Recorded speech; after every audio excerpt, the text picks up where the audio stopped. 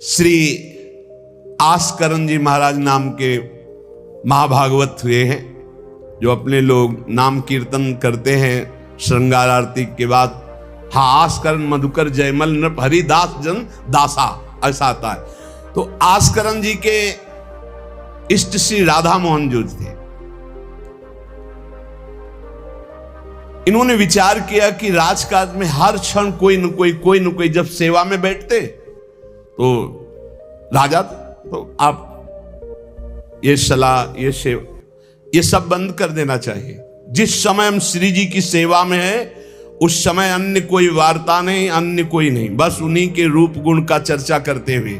अगर हम सेवा में हैं तो उनका चर्चा का तात्पर्य है पद गुनगुनाते, जिस समय की जो हम सेवा कर रहे हैं उस समय के पद गुनगुनाते हुए या उनकी रूप माधुरी में चित्त लगाए हुए सेवा में।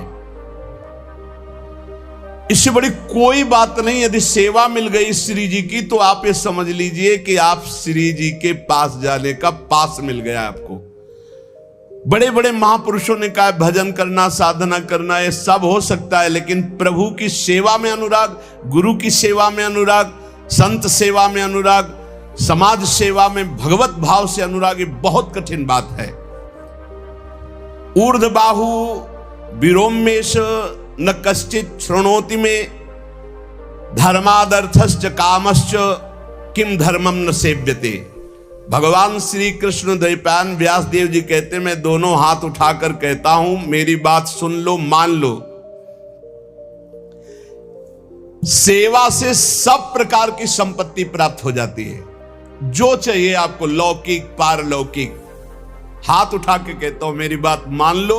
भगवान व्यास देव जी कहते हैं जो सेवा धर्म है, भगवत सेवा, समाज सेवा भगवत भाव से की हुई सेवा, शब्द निष्काम होता है, जहां कोई कामना नहीं की जाती और प्रीत्यर्थ, जिसकी सेवा करें उसको सुख पहुंचाने का भाव, तभी सेवा शब्द सार्थक होता है। कोई भी ऐसी कामना नहीं जो सेवा से पूर्ण ना हो जाए। जो सेवा धर्म का आचरण करता है उसके संपूर्ण जीवन में आनंद ही आनंद, सुख ही सुख रहता है। और लोग कहते हैं धर्मात्मा को दुख मिलता है। तुम क्या जानो, तुम बाहरी बात देखकर कहते हो दुख मिलता है। हृदय आनंद में वो डूबता है जो किसी भी वैभव में, किसी भी सुख में, किसी भी अनुकूलता में नहीं होता। अभी आपने सेवा धर्म को स्वीकार नहीं किया। सच्ची कहते हैं, सेवा में जब ये शरीर जाता था तब भी किडनी फेल थी, 20 वर्ष से फेल है। कभी गुरु कृपा से एक दिन का भी चूक नहीं हुई और कभी जानने नहीं दिया कि शरीर में कष्ट है।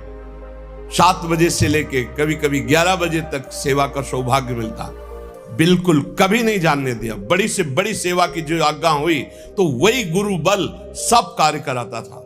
कहीं सेवा में कभी ऐसा में नहीं, जब सेवा के बाद आए तो भले लेट गए, फिर सामर्थ्य नहीं रही भिक्षा भी मांगने की, पर जब सेवा में गए तो एक अपार सामर्थ्य गुरु कृपा से आ जाती थी।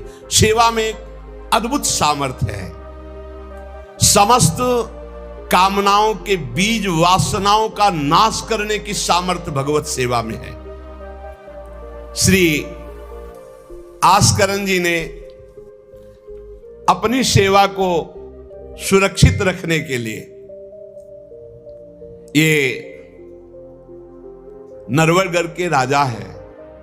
राजा को बहुत से कार्य होते हैं, पता नहीं किस समय कौन सी राजकीय व्यवस्था के लिए आवश्यकता पड़ जाए, तो ठाकुर सेवा में एकाग्रता की बहुत आवश्यकता होती है। पत्रावली तो सिर्फ पत्रावली पे ध्यान है, इधर उधर नहीं तो पत्रावली बिगड़ जाएगी, वो पत्रावली मानी नहीं जाएगी आपकी। भोग लगा रहे हैं तो सिर्फ एक एक कवल पे ध्यान है आपका। बैठे हैं, प्यारे जू कैसे पा रहे हैं, हित सजनी जू कैसे पवा रहे हैं, प्यारे जू कौन सी पदार्थ की तरफ देख रहे हैं, लाडली जू कौन से पदार्थ की तरफ देख, पूरी भावना में उससे डूब। श्रृंगार तो श्रृंगार कर रहे हैं, स्नान तो स्नान, मतलब सेवा में पूरी तन्मयता आवश्यकता है। अगर तन्मयता नहीं तो फिर बिगड़ जाएगा। तो नरवरपुर ताको राजा नरवर जानो, मोहन जू धरिए सेवा नी के करी है। घड़ी 10 मंदिर में रहे चौकी द्वार, पावत न जान को ऐसी मति हरी है, पर्यो को काम आए अब ही लिवाए ल्याओ, कहे पृथ्वीपति लोग कान में न धरी है, आई फौज भारी सुधि दीजिए हमारी, सुनी बहु बात टारी परी बात खर भरी है। मनुष्यों में श्रेष्ठ आस्करण जी ये नरवरगढ़ के राजा थे। इनके ठाकुर का नाम राधा मोहन जो था। ये प्रेम पूर्वक उनकी सेवा में कोई विघ्न न हो इसलिए 10 घड़ी तक का कठोर आदेश दे दिया था। 24 मिनट की एक घड़ी होती है तो 10 घड़ी कितने हुए? 4 घंटे। 4 घंटे तक कोई भी अगर सूचना देने आया तो दंड प्राप्त करे, वो दंड उसको मिलेगा।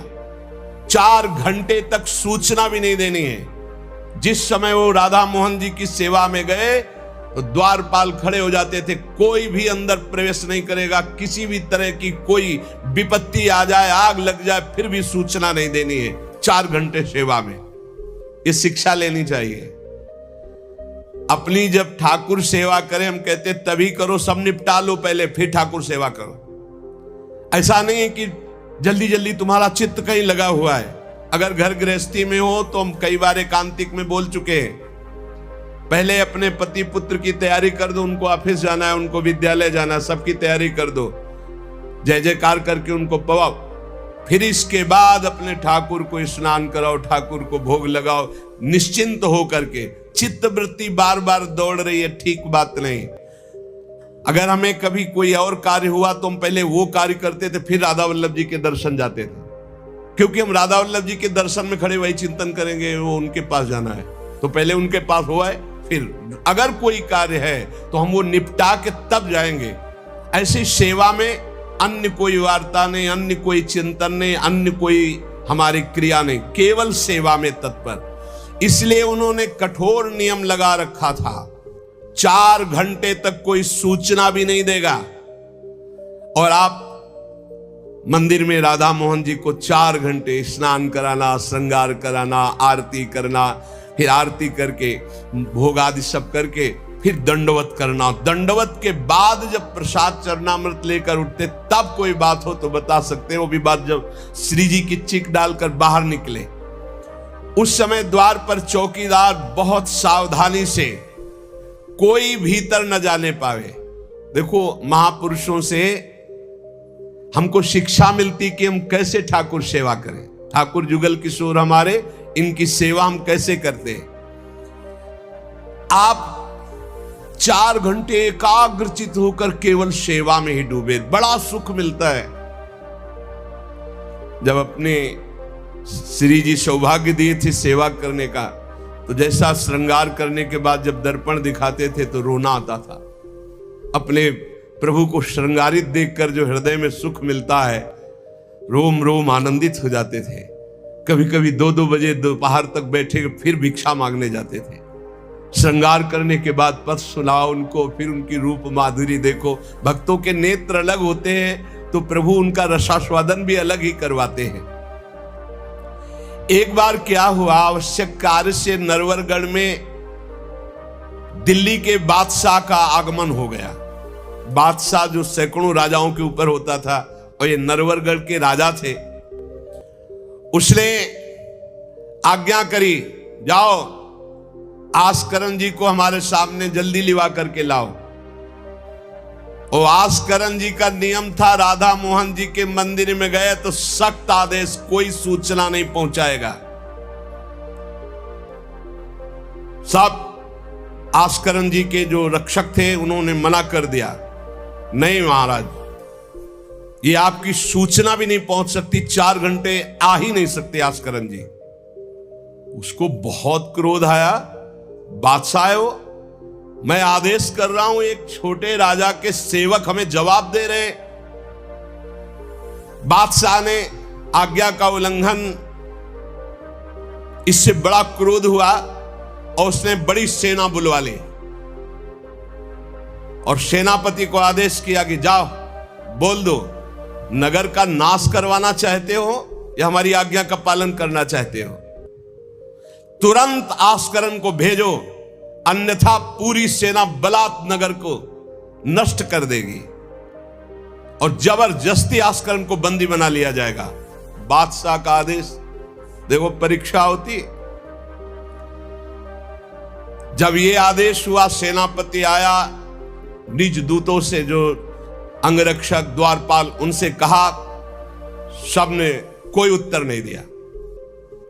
4 घंटे तक हम अपने राजा को सूचना भी नहीं दे सकते। जो तुम्हें करना हो करो। ये बड़ी बात है।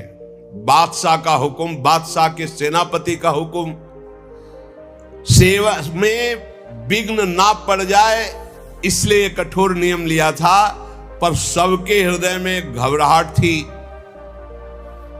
कि अब क्या होगा जब बादशाह नाराज हो गया, सेना आ गई, सेनापति आ गए, अब क्या होगा? सेनापति ने बादशाह से कहा कि अब क्या हुक्म है? वहां से मना हो गया है। आपकी आज्ञा का उल्लंघन, हमारी आज्ञा का उल्लंघन, हमारा भय दिखाना सब व्यर्थ चला गया। कही कह पठाई, कहो कीजिए लड़ाई, सुनी रुचि उपजाई, चली पृथ्वी पति आयो है।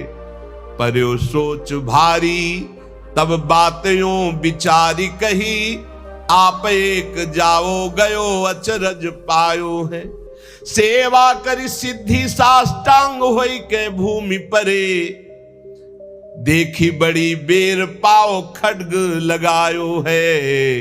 कटी गई एड़ी ये पै टेढ़ी हूं न भौ करी, करी नित नेम रीति धीरज दिखायो है। बादशाह ये बड़ा आश्चर्य हुआ कि ये आस्करन जी के पास सूचना ही नहीं पहुंचाई जा रही और हमारे भय का इसके ऊपर कोई असर नहीं। पर आस्करन जी बहुत साधु प्रकृति के हैं, बड़े प्रियजन हैं, आक्रमण करना तो उचित नहीं, मैं स्वयं जाकर के देखूं क्या बात है। राजा थोड़ा भाव से युक्त हुआ, नहीं तो रजोगुण में फिर ऐसा भाव कहां होता है। पर आस्करन जी की भक्ति का प्रभाव कि उसके ये देखूं चल के आखिरकार है क्या। बादशाह स्वयं आया। राजकर्मचारी अब विचार में पड़ गए कि बादशाह को कैसे रोका जा सकता है।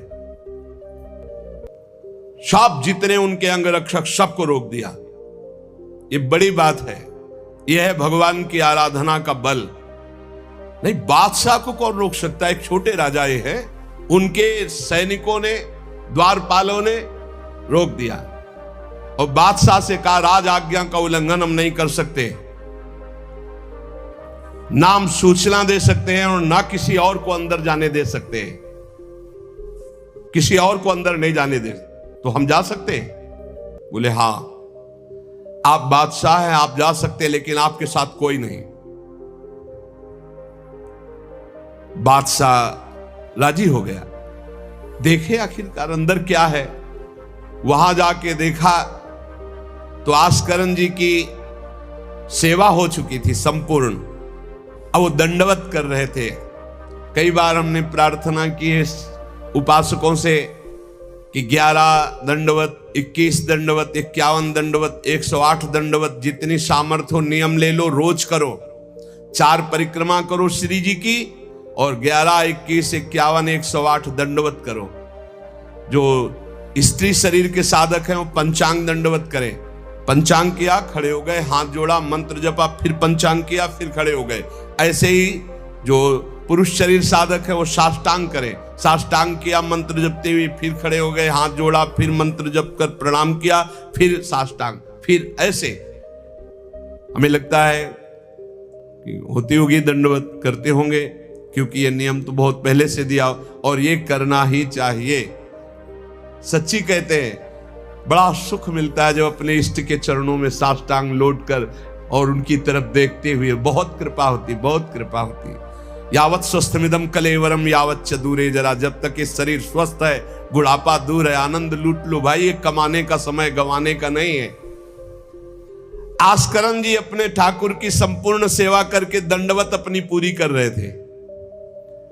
अब जैसे 108 दंडवत तो समय लगेगा। हमने देखा है पूज्य सदगुरुदेव भगवान को अस्वस्थ शरीर में, अस्वस्थ अवस्था होने पर भी, बुखार है पर दंडवती अपनी पूरी करते हुए, नियमावली पूरी करते हुए देखा। क्योंकि जैसे ब्रज की 84 कोस की परिक्रमा में तो श्री जी साथ थी, बहुत थकान, बहुत शरीर कष्ट में, पर आप अपनी दंडवती जरूर पूरी करते हैं। गुरुदेव भगवान को देखा। महापुरुष नियमनिष्ठ होते हैं, जो नियम ले लिया उससे तोड़ते नहीं।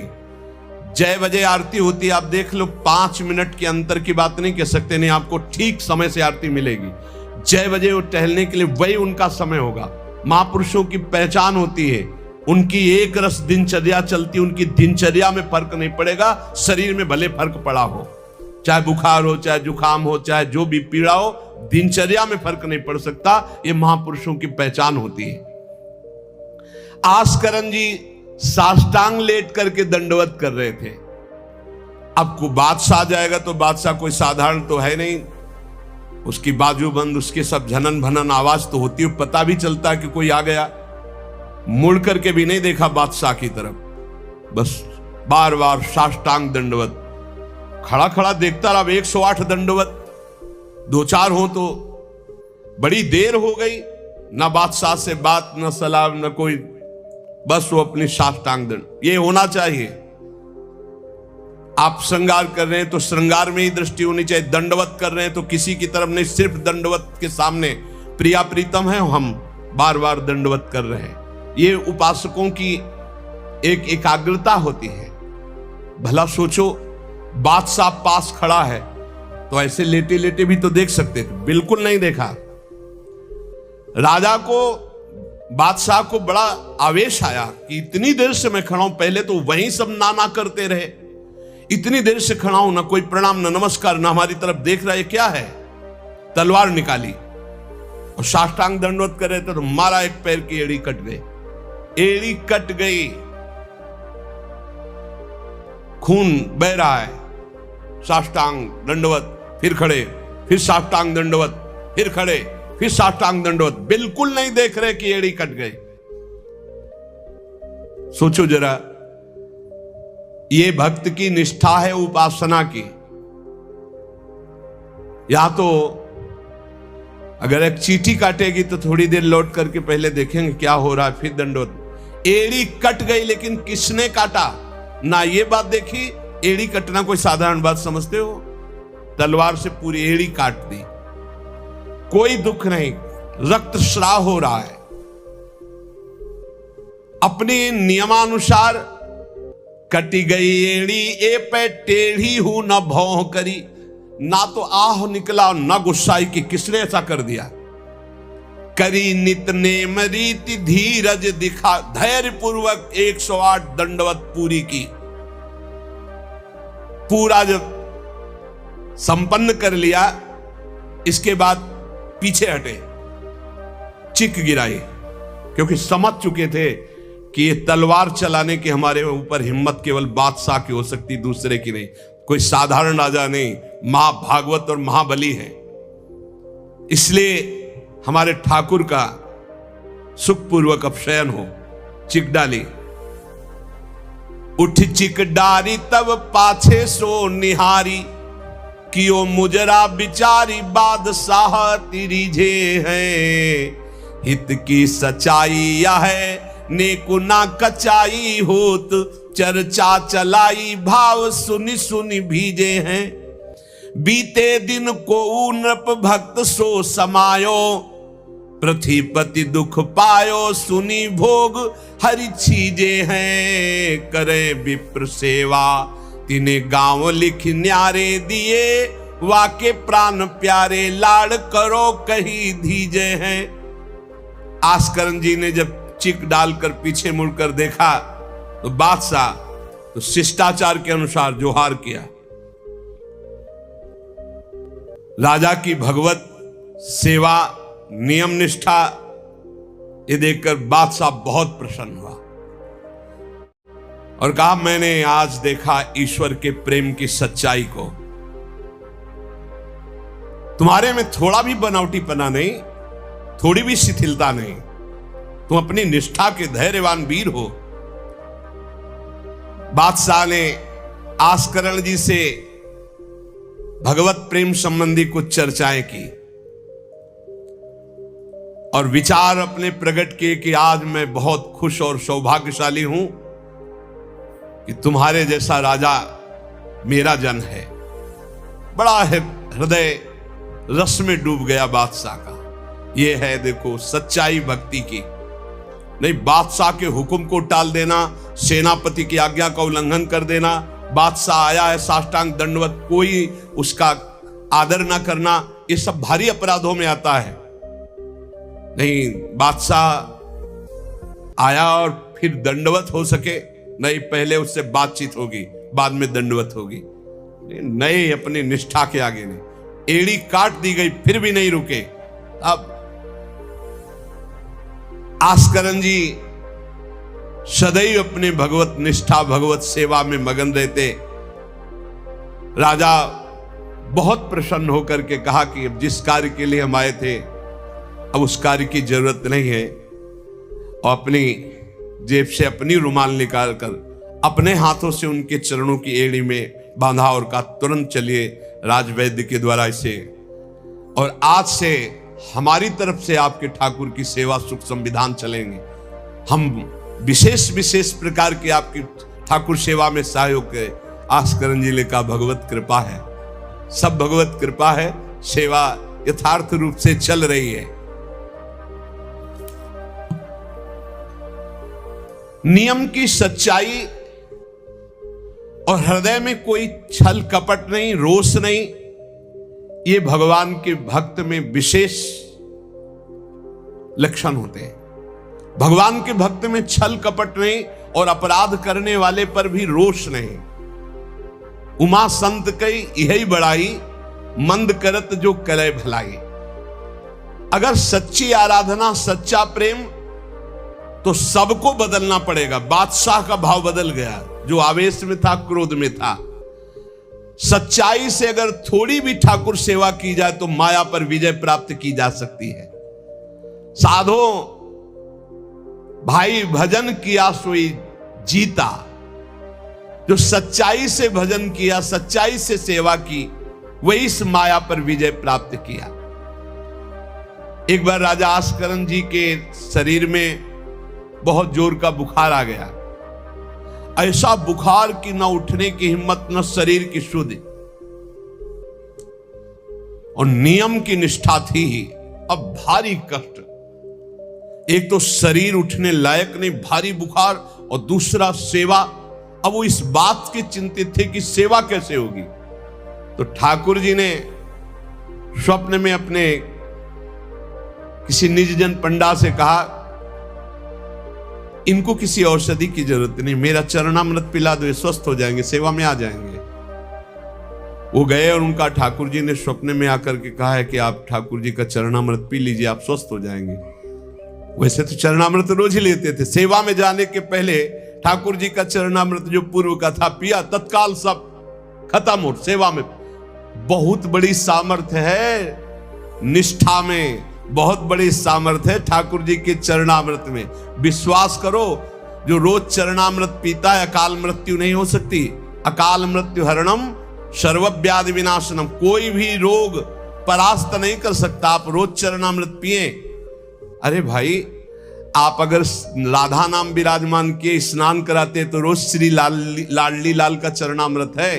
रामे लाडली जो धामे लाल जो विराजमान है, प्रिया प्रीतम राधा नाम में विराजमान है। आप अगर सेवा नहीं विराजमान किए हुए हो तो विराजमान कर लो, जीवन काहे व्यर्थ करोगे। लेकिन जब तक सेवा ना विराजमान करो तो चले जाओ बिहारी जो, राधा वल्लभ जो, राधा रमन जो, राधा दो, कहीं भी मांगो चरणामृत मिल जाएगा। और रोज उसी में जल मिला करके रोज एक ढक्कन रोज चरणामृत। अकाल मृत्यु हरणम सर्वव्याधि विनाशनम श्री कृष्ण पादोदकम पीत्वा पुनर्जन्म न विद्यते। जो रोज चरणामृत पीता है उसका पुनर्जन्म नहीं होगा। बड़ा से बड़ा रोग आएगा लेकिन उसको पीड़ा नहीं पहुंचा पाएगा, अकाल मृत्यु नहीं